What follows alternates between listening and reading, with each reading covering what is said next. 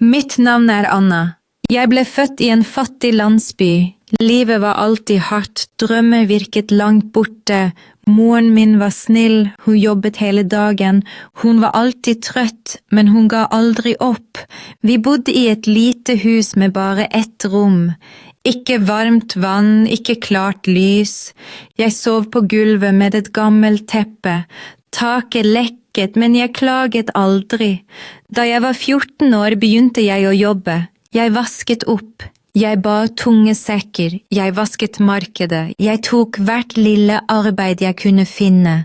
Jeg tok penger hjem og ga dem til moren min. Jeg ba aldri om noe. Hun smilte, strøk håret mitt og sa, «Du er min sterke jente, min lille stjerne.» Jeg følte meg ikke sterk. Jeg følte meg liten og trøtt, men jeg smilte for henne. Hver morgen sto jeg tidlig opp, vasket ansiktet, tok på gamle klær og gikk ut av huset. Jeg gikk på støvete, ødelagte gater. Jeg så barn le og leke, men jeg gikk videre. Jeg så rike folk i store biler. Jeg hørte musikken deres, jeg så de fine skoene deres, jeg hatet dem ikke. Jeg spurte meg bare hvorfor livet var så forskjellig. En dag ble moren min syk, hun hostet, kroppen hennes hadde vondt. Hun kunne ikke reise seg mer, vi hadde ikke penger til en lege. Jeg ble ved hennes side, jeg holdt hånden hennes og gråt. Hun sa, ikke vær trist. Hun smilte stille og sa, vær sterk, fortsett. Den natten døde hun i armene mine i søvne. Ansiktet hennes virket fredelig. Jeg følte meg alene. Huset var kaldt, verden var still, hjertet mitt var tungt. Jeg hadde ingen familie, ingen venner, bare bildet hennes i lomma mi. Jeg forble sterk, jeg forlot huset, jeg sa farvel og gikk inn i et nytt liv. Jeg ga et løfte, jeg ville prøve, jeg ville være modig, jeg ville aldri gi opp. Senere fant jeg arbeid, jeg vasket et stort hus utenfor byen. Huset var stille og vakkert, med blanke gulv, høye vinduer og en stor hage. Eierne var rike og snakket lite. Jeg vasket rommene, jeg tørket støv, jeg lot alt skinne. Det var tungt arbeid, men jeg likte stillheten. Jeg likte den gode følelsen av å gjøre noe riktig. Kvinnen, fru Helen, var snill. Hun smilte til meg og ga meg te. Hun spurte hvordan dagen min var. Mannen var alltid opptatt, alltid på telefon. Han snakket nesten ikke, sønnen deres var rundt 20 år. Han så sint ut og sa aldri god morgen, men det plaget meg ikke. Jeg hadde arbeid, et lite rom, litt penger og ro. Jeg sto opp 5:00 om morgenen, pusset tennene, bandt håret sammen og tok på arbeidsklærne. Jeg vasket gulv, vasket opp og tørket støv. I pausene satt jeg ved vinduet med heftet mitt. Jeg skrev tankene mine. Jeg så lyset bevege seg og følte ro. Jeg arbeidet stille til kvelden. Noen ganger leste jeg gamle bøker jeg fant i søpla. De var revet, men jeg elsket dem. Jeg ville lære, jeg ville vokse, jeg ville være mer enn en vaskehjelp. Jeg ville bli noen. En morgen endret alt seg. Noe forferdelig skjedde. Jeg åpnet porten som alltid. Sola sto opp. Gaten var stille. Øynene mine var fortsatt trøtte. Da kom plutselig politibiler. Høye sirener, blinkende lys. Menn ropte, de løp inn i huset. De brøt opp døra. De pekte våpen på meg. De sa, ikke rør deg. Jeg sto stille. Jeg løftet hendene. Jeg sa ingenting. Jeg var for sjokkert. Etter en stund kom de ut igjen. Ansiktene deres var bleke.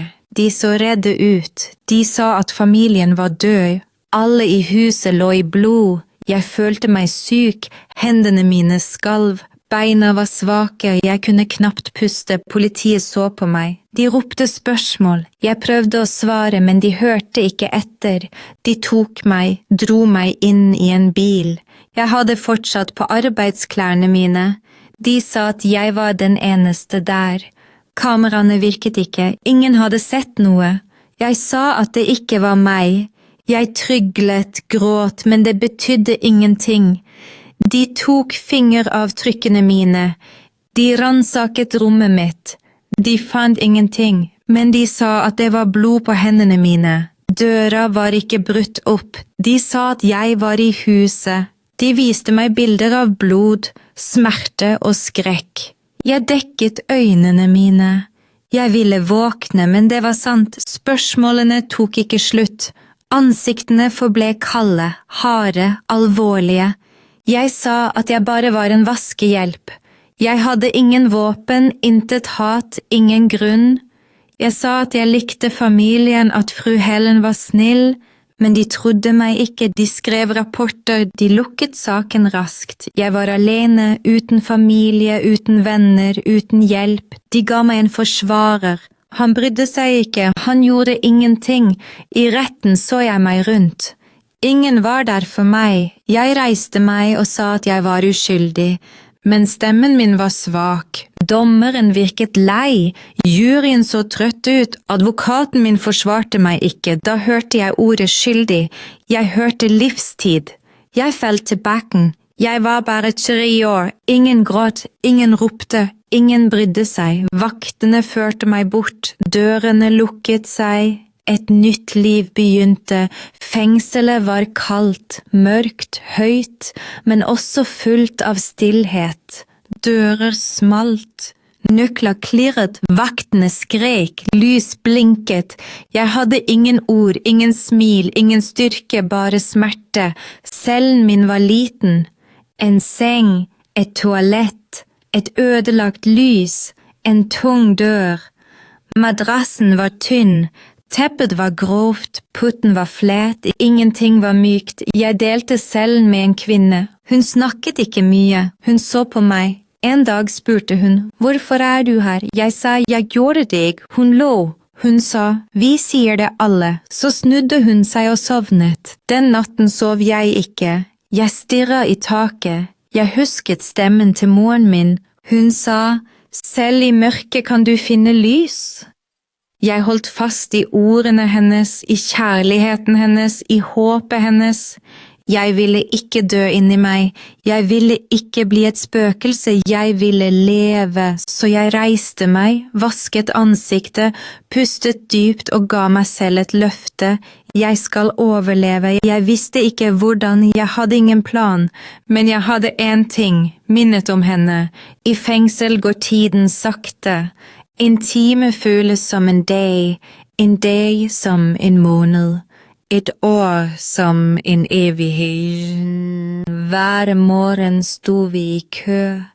Vi fikk dårlig mat, vi satt stille eller hørte skrik. Noen kvinner gråt, andre sloss, noen stirret tomt på veggen. Jeg var stille, jeg var rolig, jeg snakket lite, jeg observerte, jeg lyttet, jeg lærte. En dag oppdaget jeg fengselsbiblioteket. Den var liten og støvete, med gamle bøker, ødelagte stoler og stille luft. Bibliotekaren var vennlig, en gammel mann med myke øyne.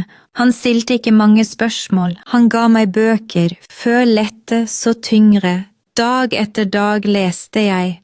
Hvert ord ga meg kraft, hver side ga meg lys. Jeg lærte å stave, å skrive og å snakke bedre, så begynte jeg å skrive brev. Ikke til noen, bare til verden, til luften, til meg selv. Jeg skrev om livet mitt, om moren min, om det lille arbeidet mitt, om natten da alt brøt sammen. Jeg skrev om smerten, drømmene, løgnene og stillheten i hjertet mitt. Noen netter gråt jeg når ingen så, når veggene føltes for nære. Men jeg brøt ikke sammen, jeg ga ikke opp. Jeg begynte å hjelpe andre, jeg hjalp dem å lese. Jeg lærte dem bokstavene. Jeg hørte historiene deres. Mange var såret, mange var tapt, men de var ikke onde, bare glemt. Årene gikk sakte som tungt regn. kalde som vinternetter, men jeg fortsatte, jeg sluttet å telle dagene, jeg så bare på hvert øyeblikk, hvert åndedrag. Så en dag endret noe seg, noe lite, men fullt av håp. En hjelper kom til biblioteket, en ung kvinne med myk stemme, stort smil og bøker i hendene. Hun satte seg ned og ba om hjelp. Hun trengte noen til å reparere gamle bøker. Jeg sa at jeg kunne hjelpe. Jeg var sjenert stille, men hun smilte og sa takk. Hun spurte om historien min. Jeg visste ikke hva jeg skulle si. Så ga jeg henne heftet mitt fullt av sider. Hun leste alt sakte. Øynene hennes fyltes med tårer. Hun så på meg og sa, «Dette må deles.» Jeg sa, «Ingen bryr seg.» Hun sa, «Jeg bryr meg.» Disse to ordene åpnet noe i meg. Hun viste heftet mitt til en advokat, en vennlig advokat. Han hjalp mennesker i fengsel. Han leste det. Han stilte spørsmål. Han skrev notater, så sa han, «Vi prøver.» Jeg trodde ham ikke med en gang.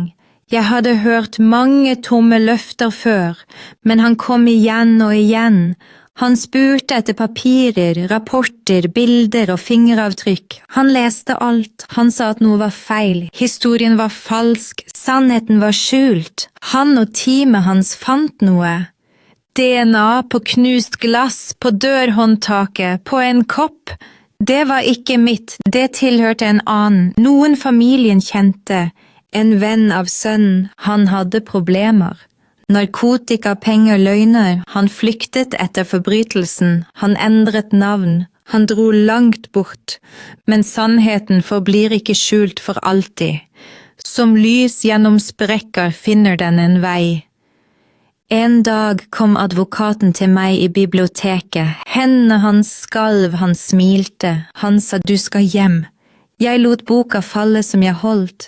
Hendene mine skalv, hjertet slo raskt. Jeg spurte, er du sikker? Han nikket, øynene fulle av tårer. Han sa, du er fri. Etter mange kalde vintre og ensomme bursdager kom jeg endelig hjem. De åpnet cellen. Vakten så på meg annerledes denne gangen. Ansiktet hans var mykere.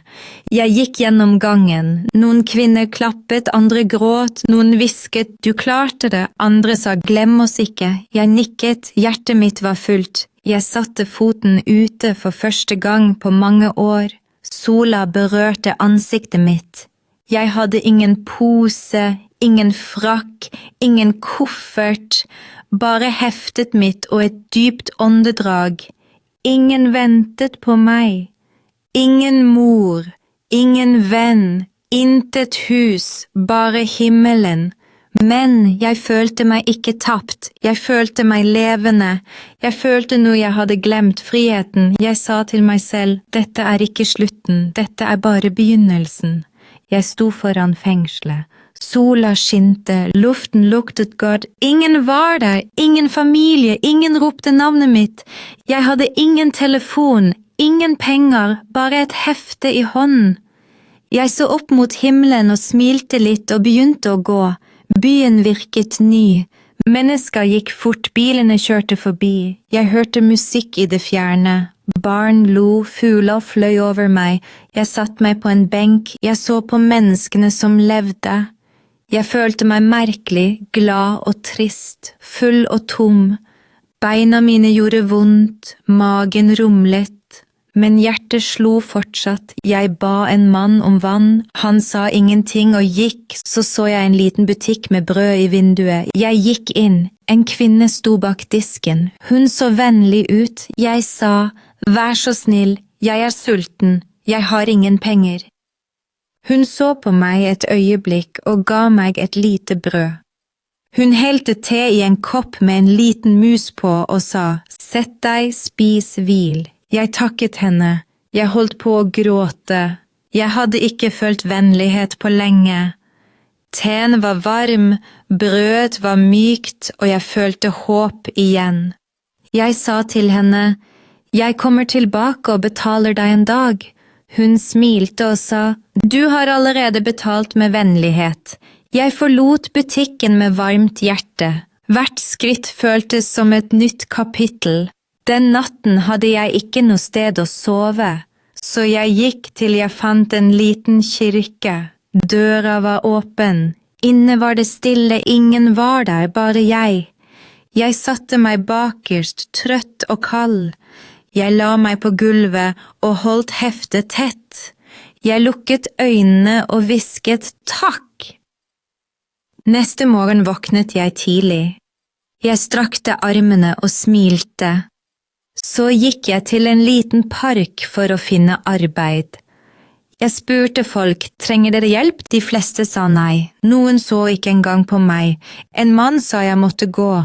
Da sa en gammel mann med en kost, kom hit. Han rengjorde parken hver dag sakte og nøye. Han rakte meg en kost. Han viste meg hvordan jeg skulle feie. Han smilte og sa, vi jobbet stille. Noen ganger nynnet han sanger, noen ganger fortalte han små vitser. På slutten av dagen ga han meg en sandwich og noen mynter. Han sa, du jobber hardt, kom tilbake i morgen, og jeg kom tilbake. Hver dag i mange uker renset og arbeidet vi og lærte. Han sa til meg, du har sterke hender, et godt hjerte, ikke gi opp. Jeg fortalte ham historien min, fengselet, natten da alt endret seg. Han dømte meg ikke, han sa, jeg kjenner også smerten, alle bærer på noe. En dag så han heftet mitt, han spurte hva inne, jeg svarte, min historie, mine tanker, mitt liv, å skrive hjelper meg å puste. Han nikket, folk må høre dette, folk trenger håp. Han hadde en venn, en lærer i et lite senter, han tok meg dit og sa, denne jenta har noe å si. Læreren smilte til meg. Hun sa, kom neste uke, og jeg dro hjem og forberedte meg. Jeg skrev ordene mine igjen og igjen. Da dagen kom, sto jeg foran 12 mennesker. Jeg var nervøs, hendene kalde, hjertet slo raskt, men jeg snakket. Jeg fortalte om moren min, livet mitt, smerten, fengselet. Jeg snakket om bøker, om håp, om lys i mørket. De lyttet. Noen hadde tårer i øynene, andre holdt hånden foran munnen. Da jeg var ferdig, klappet en kvinne, så en annen, så alle. De tok meg i armene, de sa, historien din er sterk, slutt ikke. Den kvelden gikk jeg hjem med lys i hjertet. Noe nytt hadde begynt, læreren fortalte det videre, og snart ville flere høre historien min. Jeg snakket i biblioteker, i skoler, i små saler med klappstoler. Overalt jeg gikk så jeg nye ansikter, åpne hjerter. Noen gråt, andre klappet, noen holdt rundt meg som en søster. En kveld etter en tale kom en kvinne til meg med et hefte. Hun sa, jeg er forfatter, jeg vil hjelpe deg å fortelle historien din. Vi satt flere dager sammen. Vi snakket om alt, barndommen min, smerten min, håpet mitt. Hun lyttet. Hun skrev side etter side, ord for ord. Vi kalte det jenta som aldri sluttet å gå.